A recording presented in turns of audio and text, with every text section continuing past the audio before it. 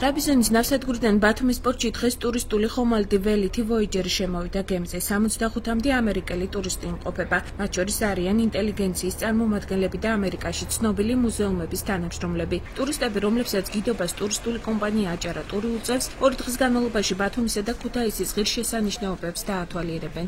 ისინი დღეს ბათუმის ბოტანიკურ ბაღსა და ბათუმის ხელოვნების მუზეუმში იმყოფებოდნენ. ასევე დაათვალიერეს გონიოს ციხესიმაგრე. ტურისტები ბათუმს ხვალდატოვებენ და სოჭში გაემგზავრებიან. Inflow Georgia's ინფორმაციით ბათუმში ტურისტულ სეზონზე 26 საკრუიზო გემის შემოსვლაა დაგეგმილი.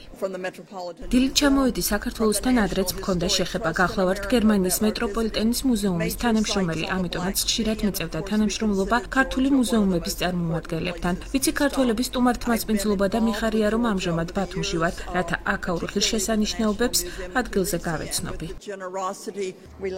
საკმაოდ ლამაზი ტურისტული ქალაქია, დავათვალიერეთ ბოტანიკური ბაღი, გონიოს ციხე და მუზეუმი. ხვალ გავემგზავრებით ქუთაისში სხვადასხვა ძეგლების სანახავად.